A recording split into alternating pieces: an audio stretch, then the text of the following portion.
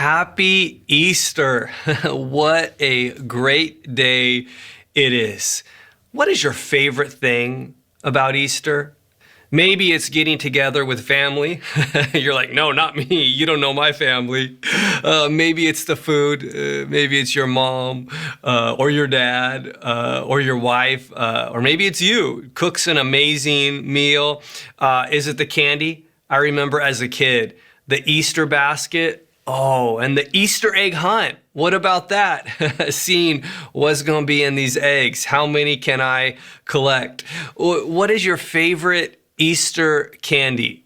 And I've heard some people say, it's Peeps, but like marshmallows I'm just not a fan. Plus, I find this interesting that like I have friends who had pet birds, and yet we're eating these Peeps. We're just like biting their heads off. Doesn't something about that just feel a little wrong to you? And then you have people who have pet bunnies and I just don't understand. Like to me, it just seems like a little bit like we're telling, kids to be kind to animals. And on the other hand, here you go, bite this head off. Just seems a little strange. Or maybe you're here and you're thinking it's not a happy Easter for me. Maybe it used to be, but not anymore with what my family's gone through, or not anymore with how divisive things have become with my close friends, or not anymore because of the challenges that I'm dealing with.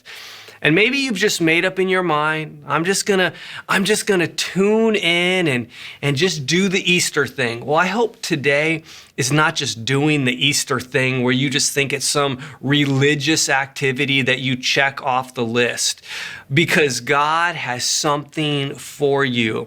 Even if you're in a situation, in a circumstance where you're like, hey, it's not just a mess, it's done, it's finished. This relationship, it's over. My career, finished. I have an announcement for someone today. I want to talk with you about it's not finished. Just say that to yourself. Say, it's not over. In Luke chapter 24, beginning in verse 1, we read, on the first day of the week, very early in the morning, the women took the spices they had prepared and went to the tomb. They found the stone rolled away from the tomb, but when they entered, they did not find the body of the Lord Jesus. While they were wondering about this, suddenly 2 men in clothes that gleamed like lightning stood beside them. In their fright, the women bowed down with their faces to the ground. Why do you look for the living among the dead? He is not here. He is risen. Remember how he told you while he was still with you in Galilee? The Son of Man must be delivered over to the hands of sinners, be crucified, and on the third day be raised again. Then they remembered his words. When they came back from the tomb, they told all these things to the 11 and to the others.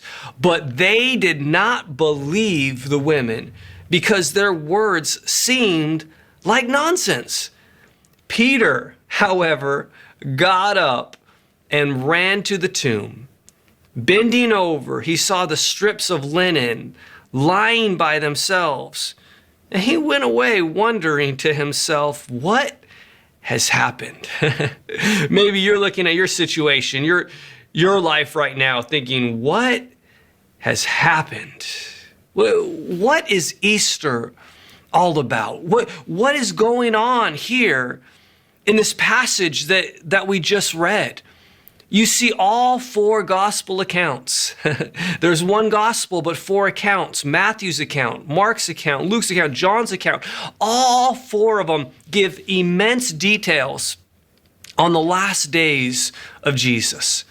From the Last Supper, where all the disciples are there and Jesus is talking with them, to the Garden of Gethsemane, where Jesus is in deep anguish. He's got sweat, like drops of blood. Do you get sweaty? I'm not someone, I don't sweat very easy. I mean, it has to be super hot. And even then, you'll know some people who just like, no matter what, they're just a sweaty mess. But this isn't regular sweat. It was sweat like drops of blood. And Jesus says, Father, if there be any other way, and maybe you're in that situation today. If there's any other way, God, can we find another way? But maybe we can learn from Jesus where he said, but not my will. Let your will be done. It's at this point where the disciples are sleeping while Jesus is suffering. The individuals that Jesus poured so much into, the individuals that Jesus invited onto a journey with him, the individuals that Jesus did life with, that he traveled with them, and they can't even stay awake and be there for Jesus. Jesus would end up being betrayed by a kiss, sold out for money. Have you ever experienced betrayal? Here's the thing that cuts deep about betrayal, is that when we're betrayed, it's by somebody close to us. You see, you can't be betrayed by someone you don't know or a stranger. That's the thing that hurts the most, is it's someone where you're I thought that they were going to be there for me. Or someone where you're wait, hold on, but you? Jesus, he's arrested. He's put on trial, and they're wondering, how's this going to go? He's mocked. He's beaten. He has a crown of thorns put on him. They cast lots for his robe. He's hung on a cross between two thieves. Isn't it amazing that this picture of Jesus on the cross, where he's hanging between two thieves, that he's dying just as he lived, hanging out with thieves. He lived and he was criticized for spending time with tax collectors and with prostitutes and with those who were looked down upon by society. He's in the middle. He's hanging with the lost. He's hanging with the broken. One of these individuals accepted Jesus, and one of them rejected Jesus. And I wonder what decision maybe you're going to be making today. And Jesus looked at the individual who accepted him and said, today you're going to be with me in paradise. You see, it's not what we've done. It's what Jesus has done for us. But we've got to receive that love, and we can discover it's not over. Most, at this point, when Jesus is on the cross, had already abandoned Jesus.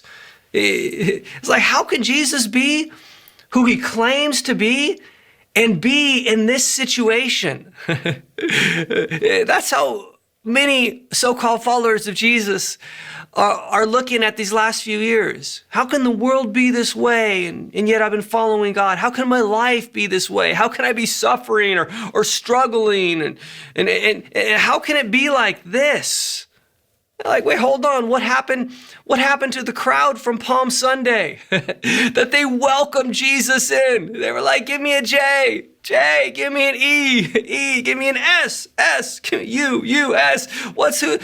Spell Jesus. Who do we love? Jesus. Yeah, Jesus. It's they were celebrating Jesus on Palm Sunday, but they're nowhere to be found now. Where are all the followers of Jesus when it was popular to be a Christian, when it was popular to be a follower of Jesus before the cultural crisis that we're in? And it's wait, hold on. Wait, what's happened? Because the moment it looks hopeless, they all got up and left. The day that Jesus came to do what he came to do was even his own disciples, with the exception of John, are long gone. And Jesus, he had told them, hey, here's what's going to happen. And yet, where are they? Even Peter, who says, me? No way. I will never deny you. I will never abandon you. He said that 3 times, but Peter was nowhere to be found. Here's what I've discovered. Often those who are the loudest in their support of us aren't the most loyal. I've experienced it with some staff at the church, those who are the most vocal. We got your back with this. Sometimes they're not the most loyal in our lives. Your friends, we're always going to be weird. Like sometimes it's the most vocal aren't the most loyal. They can be disloyal. The great theologian Drake said, it's crazy how you got to wait until it's dark out. Crazy how you got to wait until it's dark out to see who really with you. How about now? You know, the darkest times do shine light on who's really with us. That's a surprising gift that comes with challenging times. My amazing wife, Lindsay, I call her Loyal Lindsay because she is loyal, not just to me. She's loyal to her family, all her family. She's loyal to her friends. Like she sticks with people through the ups and the down, through the times that the sun is shining and the times that's like ain't no sunshine. But I want to encourage you not to let disappointment and discouragement cause you to disconnect from Jesus. It's not over. It's amazing because John, unlike Peter, doesn't say it, he just shows it. Actions do speak so much louder than words. And here's the thing about John. Because John was there, John had a first-hand account. So like when we get to heaven, hopefully not anytime super soon, but like it's like I can't wait to talk with Peter. Like I can't wait to talk with Matthew and to talk with Thomas and be like, okay, come on, tell me about what it was like with Jesus. Can you tell me like what was it like when all of a sudden there's just this little boy's lunch and there's thousands of people and Jesus takes 5 loaves and 2 fish and he feeds thousands of people. What was that like? And you had leftovers? Wait, what was it like when Jesus stood in front of the tomb of Lazarus, who was dead, and called the dead? Can you tell me what was that like? And then you say, can you tell me what it was like at the cross? Wait, hold on. They can't because they weren't there. John was there. Who else was there? Mary, the mother of Jesus. Got to imagine the pain as she had carried this baby in her womb, and now she is watching her child on a cross. As a parent, it can be so painful seeing your kids go through pain and seeing them go through hurt. And Mary, the mother of Jesus, is there. Mary's sister is there. Mary, the wife of Clopas. Mary Magdalene, she had a rough life. And yet she stood by Jesus. Here's what I've discovered is sometimes those that are the most loyal followers of Jesus are the ones who've had a rough life, are the ones who've really dealt with situations and circumstances that are extremely painful. And they know what it is to go through pain. And so they're oftentimes the ones who stick with Jesus because pain can give you a perspective. Here's the commitment. It's like just saying, Jesus, I'm going to stand by you no matter what. Like even the mother of Jesus, the Bible doesn't record one word she says. She just stood by Jesus. That is commitment. If all I can do is stand here, I'm not going anywhere. Don't worry, I'm not going to sing Stand By Me, but isn't it amazing how when we go through hard times, we just want someone to stand by me? We spend so much of our time thinking about the right words to say when people are going through hard times, when frankly, sometimes it's just our very presence that says it all. Where you stand can even speak louder than what you say. And I want you to know it's not over in your life, even if it looks dark. Because at that time, there was darkness, there was an earthquake, the temple veil was torn from top to bottom as Jesus died and as he was buried. And early on the 3rd day, here we find that there were women on the way to the tomb. Are you thinking, wait, what about the men? Where did all the men go? I think sometimes we can think that same thing today, maybe even in church. Here's the thing, the men had abandoned Jesus, but the women had stayed attached. The men were in hiding, but the women here are helping. Women play a significant role in the Bible. As you read scripture, you find women have significant roles. I am proud that at our church, women are empowered and play significant roles, are vital in the life of the church. And here they come. They have spices not to embalm the body. This is an act of love. This is an act of devotion. This sort of rocks me at my core because they are here and they are still loving on the person who in their minds thought he let us down.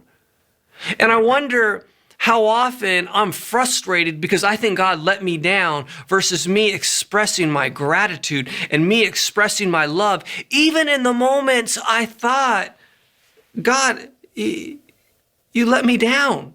At least I thought. They're disappointed, but they're devoted. Here's the thing. Devotion is actually discovered in disappointment. It's not until people are severely disappointed that you see if they're really devoted.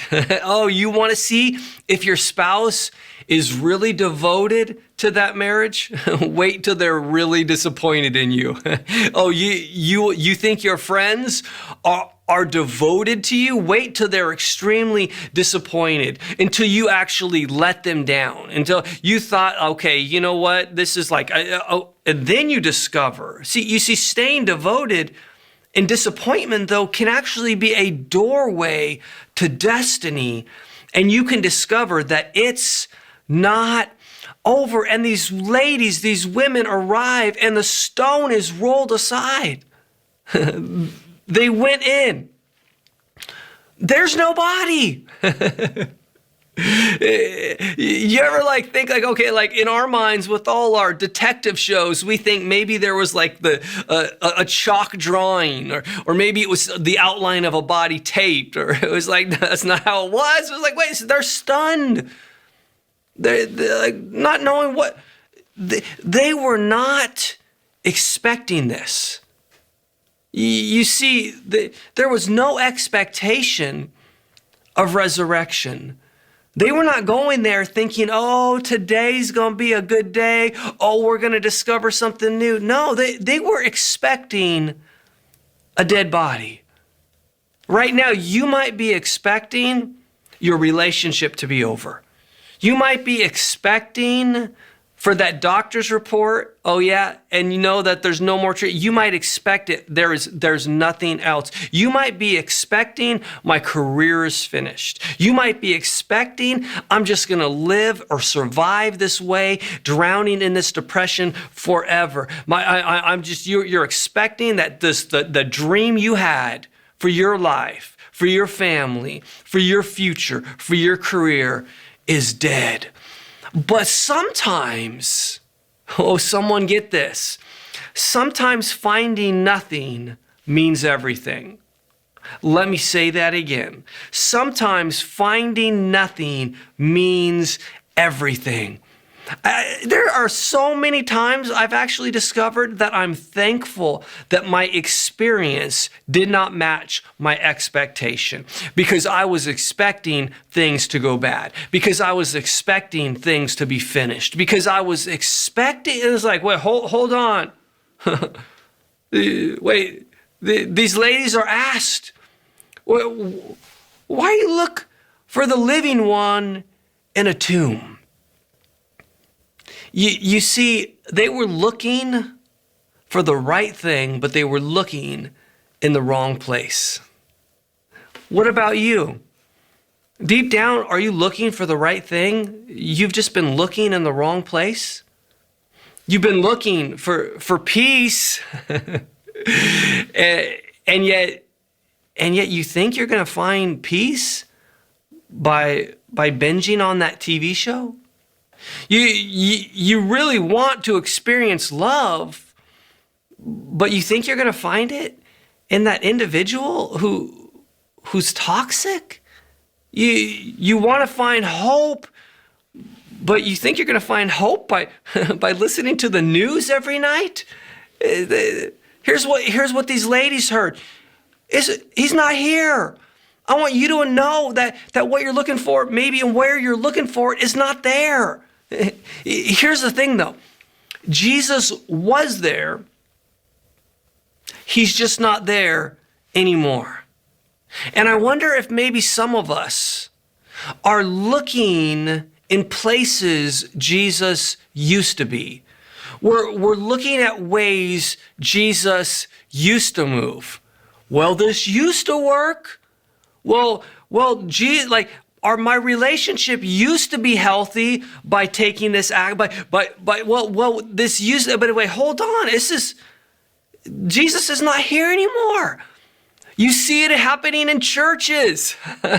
So many pastors are panicked right now. Where is everyone? Churches are shutting down. Pastors are leaving the ministry. And it's like, well, hold on. Jesus is still showing up. But maybe not in the ways he used to. I remember as a kid, at church, we would have a lot of people showing up with tambourines, like not even in the worship team. And their tambourines had streamers. You remember that? You're like, they would just do these tambourines and we'd sing all these, songs, as we gather, let his spirit, we'd sing, the joy of the Lord, we would do all these songs and people like tambourines, a lot of them not even on beat. It would sound horrible. And then not just the tambourines, but you would get the flag ladies with these massive flags just running down the aisle, and they would knock you over. You needed to get up to go to the restroom, you'd be taken out by a flag lady. And it was like, what is happening? Tambourines, flags. When I'd bring my friends to church, they would be like, what in the world? This just seems like chaos. And maybe you're thinking, yes, that's when God moved. No, that's how he used to move. But at least I'm not seeing God move that way, but I'm seeing God move in new ways and in fresh ways. And let's not get stuck in a place. Let's be attached to chasing the presence of God. I don't know about you, but I don't want to be where Jesus was. I want to be where Jesus is. And when you're where Jesus is, you can discover that it's not over. Now, wait, hold on. They got there. The stone was rolled away. Why was the stone rolled away? And you're thinking, well, in order so Jesus can leave the tomb. Jesus did not need the stone rolled away. You later find Jesus just walking into rooms that were locked up. This wasn't to let Jesus out. This was to let the women in. This was to let the witnesses in. Oh, if I had more time, I want to, listen, in our culture today, we need more witnesses. We don't need more people holding John 3:16 signs at stadiums. If that's what you do and that's what you're called to, awesome. But I think a lot more people need to be sharing, hey, here's my life. It was a mess. I was down. I was struggling. I found Jesus. Here's how my life changed. We need witnesses of what Jesus has done in our lives. And how much of this is, listen, it's like as witnesses, it's like come and see, go and tell. Come and see, go and tell. I wonder if you're living depleted and defeated. That's probably the situation that these women were in. Feeling defeated. Their hopes were defeated. They were depleted, and they were defeated because they forgot what God had told them. I wonder how many of us, we're living defeated and depleted because we forgot what God told us. Sometimes I'm like, wait, do we have amnesia? Have we forgotten what God spoke to us. Sometimes we forget what we need to remember, and we remember what we need to forget. And suddenly they remembered. Oh yeah. And then they went and told the others. And the others are like, wait, the disciples and the other followers, this doesn't make sense. It is so hard to believe this. You see, I feel like those women today telling you, it's not over. You're gonna get up. It's not over. That relationship is gonna rise again. It's not over, that dream for your life. And you're like, wait, but I just don't believe this. I want you to know that Jesus, he's alive. I want you to know Jesus is still healing. I want you to know Jesus is still restoring. Do you not believe me? Maybe you'll believe Mr. Rogers. Mr. Rogers said, often when you think you're at the end of something, you're at the beginning of something else. You see, this is not a tragic end. It is a triumphant beginning.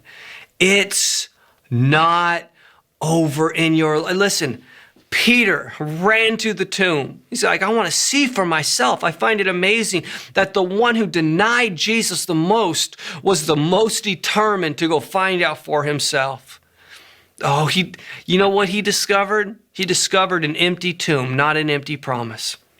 Oh, I want someone today to discover that the tomb is empty, but the promises of Jesus are not empty. People make empty promises, but if Jesus said it, you're going to see it. The only thing left in this tomb is empty grave clothes. If I can just pause for a moment and say, if Jesus left his grave clothes behind, I think some of us need to leave our grave clothes behind. Grave clothes, listen, they don't look good. They don't smell good. We need to move on from those grave clothes. The empty grave gives you and I access to a new full life. What do you think was the greatest comeback of all time? One of the greatest comebacks I ever got to experience as a sports fan was in 2000. It was Game 7 of the Western Conference Finals. Los Angeles Lakers versus the Portland Trail Blazers. And I'm telling you, it was Game 7. And I was at that game in person, and I was nervous because the Lakers took a 3-1 lead in the series. And then, guess what? They lost Game 5. Oh no. And then what happened? Game 6? They lost Game 6. And not many teams went on to it's like, well, hold on. Things are not going the way it should. And it's like, come on. This was Kobe. This was Shaq. And it's now the fourth quarter. 10 and a half minutes about left in the game, and the Lakers are trailing by 15 points. I remember this like it was yesterday. I was biting my nails. I was nervous. I don't sweat much, but I might have been sweating. It's like, what is happening? 10 and a half minutes left, down 15 points. Come on. And Kobe turned it on. Shaq turned it on, and it was one of the greatest comebacks I had ever seen, maybe the greatest sports comeback in person I ever got to experience. And it was capped off by Kobe coming down, alley-oop to Shaq, one-handed, grabs the ball, dunks it. Portland calls a timeout. Shaq is running off the court, pointing out but do you know what was an even greater comeback than that? Jesus, people say, it's done. It's over. You see, the crucifixion of Jesus would have been tragic if it weren't for the resurrection. In your life, maybe what you're going through would be tragic if it weren't for Jesus. The doctor's report. The fact that you and your spouse are not just separated, but your spouse is filed for divorce. It's like, it would be tragic But Jesus wants you to know it's not over. What you think is the worst thing can turn out to be the best thing. You're like, but I have a lot of problems. I want you to know, but you have a promise from God. In the midst of our world in chaos, I'm spending less time in the news and I'm spending more time in the Word of God. And maybe someone's going through something and you're like, but I don't know what to do. I don't know where to go. Well, I want to give you some promises from God.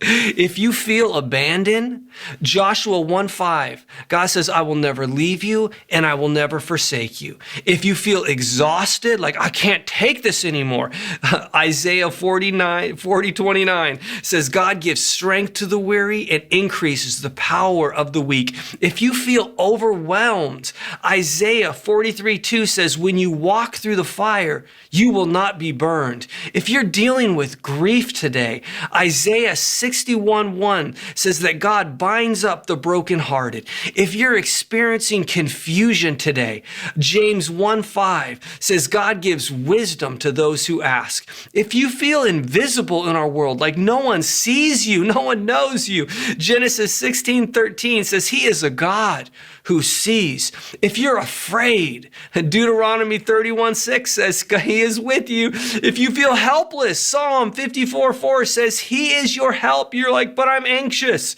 Philippians 4:7 says that the peace of God will guard your heart and your mind. If you feel depressed today, Matthew 5:4 says that you will be comforted. You're like, but I have a family member who's sick. Psalm 103:3 says that God heals all your diseases.